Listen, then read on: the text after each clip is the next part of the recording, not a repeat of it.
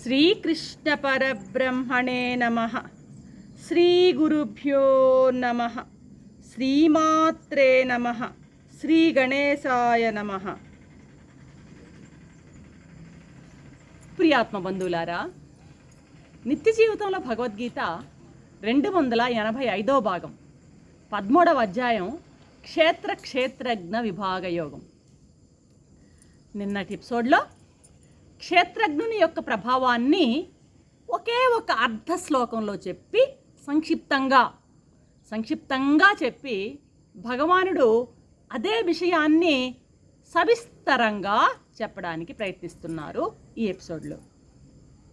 మామూలుగా చెప్పబోయేటువంటి విషయాన్ని సూత్రప్రాయంగా కొంచెం టూకీగా జిస్ట్ అంటామే అలాగా టూకీగా చెప్పి ముందు తర్వాత దాన్ని విస్తరించి బాగా విపులంగా చెప్పడం అనేది ఒక శాస్త్ర పద్ధతి అన్నమాట.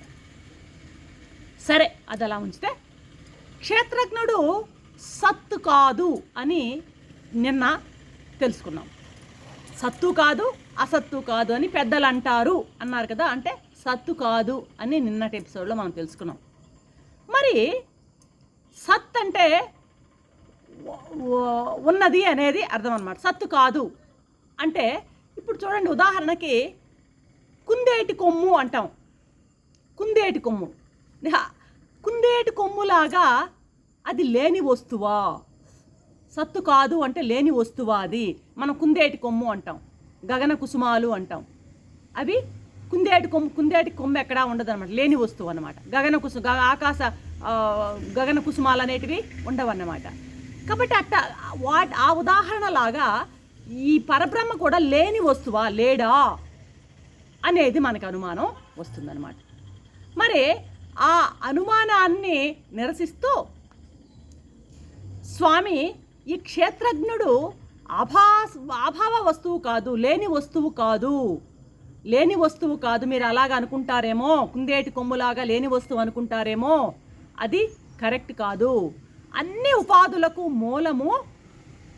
మూలమై ఉన్నటువంటి వ్యక్తమైనటువంటి స్వరూపం ఆయనే అని చెప్పబోతున్నాడు అనమాట.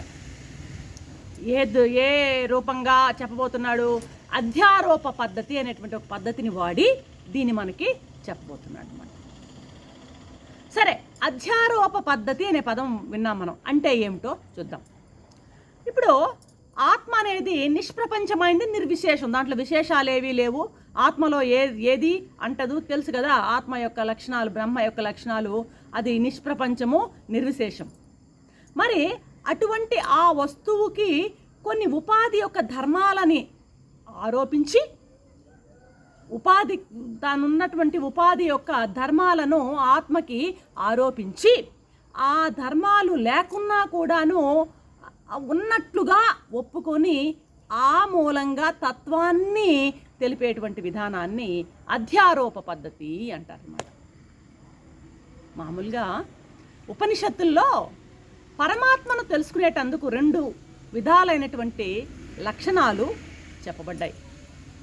ఒకటి తటస్థ లక్షణం, రెండవది స్వరూప లక్షణం.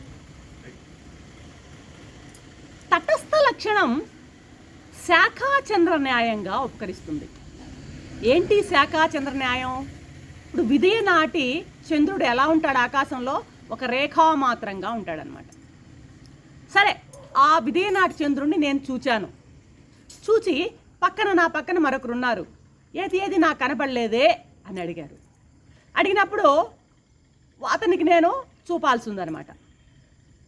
అతనికి చప్పున కాని రావట్లేదు చంద్రుడు. నేనేం చెప్తున్నాను, అదిగో అలా చూడు, ఆ చెట్టు వైపు చూడు, ఆ చెట్టులో ఆ పైన చిటారు కొమ్మ వైపు చూడు, ఆ కొమ్మకు జానెడు దూరంలో ఆకాశంలో చంద్రుడు కనపడుతున్నాడు, చూడు అన్నా అనమాట. అప్పుడు ఆ పక్కన వ్యక్తి దాన్ని చూడగలిగారు. చంద్రునికి చెట్టు కొమ్మకు మధ్య జానడే కాదు కదా దూరం, అనంత దూరం ఉంది. అయినా చెట్టు కొమ్మను చంద్రుని చూపేటందుకు సాధనంగా చేసుకున్నాం. ఇక్కడ చెట్టు కొమ్మ సాధనమైంది చంద్రుని చూపడానికి. అర్థమైందా? నీ చూపు అలాగే సాగి ఆకాశం వరకు పోవాల్సి ఉంటుందన్నమాట. పోయి ఆ చంద్రుణ్ణి చూడడం జరిగిందనమాట. ఇలాంటివే తటస్థ లక్షణాలు. నేను కొత్తగా హైదరాబాద్ వచ్చా, బిర్లా టెంపుల్ చూడాలనుకున్నాను. బిర్లా టెంపుల్ దగ్గరికి ఇంచుమించుగా వచ్చాము, కానీ బిర్లా టెంపుల్ ఎక్కడ అన్నది మనకి చాలా ఉన్నాయి, అక్కడ చాలా టెంపుల్స్ 2-3 ఉన్నాయి. వాటిల్లో బిర్లా టెంపుల్ ఏది నాకు తెలియదు అనమాట. నేను పక్కన ఎవరో ఉన్నారు, అమ్మ బిర్లా టెంపుల్ ఏది వీటిల్లో అన్నాను. వెంటనే ఆమె ఏం చెప్పింది, అదిగో ఆ కాకి కూర్చుందే అది అన్నదనమాట. అంటే ఆ టెంపుల్పై ఆ సమయానికి ఒక కాకి కూర్చుని ఉందన్నమాట. అసలు కాకికి ఆ గుడికి ఏ విధంగా పోలికే లేదన్నమాట. కానీ దేవాలయంపై అక్కడ ఏకప్రదేశంలో కాకతాళీయంగా ఒక సమయంలో అది అక్కడ కూర్చోవడం జరిగిందనమాట. అలా కూర్చోవడం వల్ల ఆ భవనము తక్కిన గుడ్ల కంటే డిఫరెంట్గా తోచి అది బిర్లా టెంపుల్ అని నాకు తెలియడం జరిగిందనమాట. ఇది తటస్థ లక్షణం. ఇప్పుడు తైత్తరీయ ఉపనిషత్తులో బ్రహ్మ లక్షణాలను చెప్తూ ఒక గొప్ప మంత్రం ఉందన్నమాట. యతో వా యమాని భూయంతి జాయంతే ఏన జాతాని జీవంతే యత్ ప్రయం సంవిశంతీతి తద్బ్రహ్మ అనేటువంటి ఆ లక్షణాలని తటస్థ పద్ధతిలో బ్రహ్మ యొక్క లక్షణాలని చెప్తారన్నమాట.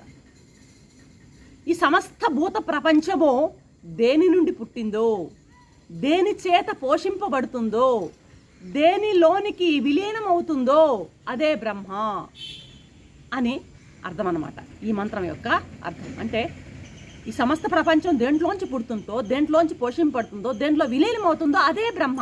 ఇది దేంట్లోంచి వస్తుందో అదే బ్రహ్మము అని దీని యొక్క వాక్యార్థం అన్నమాట. ఇప్పుడు కనపడే ప్రతి వస్తువు కూడాను మనకి ఒక భగవంతుని యొక్క స్వరూపాన్ని తెలియజేస్తుంటాయి. కనపడే ప్రతి వస్తువును ఆధారంగా చేసుకుని కనపడని పరమాత్మ వస్తువును ఊహించడమే తటస్థ లక్షణ ప్రక్రియ. కనపడే వస్తువుని ఆధారంగా చేసుకుని కనపడని వస్తువుని తెలుసుకోవడమే తటస్థ లక్షణంలో ఉన్నటువంటి విధానం అన్నమాట. ఇక్కడ కనపడే కాకిని చూచి కనపడని అక్కడ ఉన్నటువంటి గుడిని తెలుసుకోవడం, కనపడేటువంటి ప్రపంచాన్ని చూసి కనపడని పరమాత్మని చూడడం. అర్థమవుతుందా? ఇలాగా కనపడేటువంటి ఆ వస్తువును ఆధారంగా చేసుకొని కనపడని పరమాత్మని ఊహించడము తటస్థ లక్షణ ప్రక్రియ కిందకి వస్తుందన్నమాట. ప్రపంచం కాకి లాంటిది, అది పరమాత్మతో ఎప్పుడూ ఉండదు, ఎల్లప్పుడూ సతతం ఉండదన్నమాట. పరమాత్మలో ఏకాంశం ఎప్పుడో ఒక్కసారి మాత్రమే అది ఆ తటస్థంగా అక్కడ కూర్చోవడం జరిగింది ఆ కాకి ఆ టెంపుల్ మీద. కాబట్టి అయినా తటస్థంగా ఒక క్షణం అక్కడ ఉన్నా కూడాను అది ఆ గుడిని తెలుసుకోవడానికి ఎలాగ ఉపయోగపడిందో అలాగే ప్రపంచము సర్వకాల సర్వావస్థల యందు పరమాత్మలో ఎల్లప్పుడూ ఉండకపోయినా సరే ప్రళయంలో పోతుంది, ప్రళయానికి ముందు ఉంటుంది, ప్రళయం తర్వాత ఉంటుంది, ప్రళయంలో ఉండదన్నమాట. లేకపోయినా సరే ఆ ప్రపంచమే పరమాత్మని తెలుసుకోవడానికి గొప్ప సాధనము అయిందనమాట. ఇంద్రియాలకు గోచరించేటువంటి ఉపాధులను అవలంబించి వాటి ద్వారా ఇంద్రియాతీతమైనటువంటి ఆత్మను తెలుసుకోవాల్సి ఉంటుంది అని మనకి ఇక్కడ అర్థమవుతుంది. కొంచెం శ్రద్ధగా వింటే తప్పితే అర్థం కానటువంటి విషయాలు, కాబట్టి మనసు పెట్టి దీన్ని వినాలని కోరుతూ రేపటి ఎపిసోడ్లో మరొక అంశంతో మీ ముందుంటాను. అంతవరకు సెలవు. సర్వం శ్రీకృష్ణ చరణారవిందార్పణం. ఓం శాంతి శాంతి.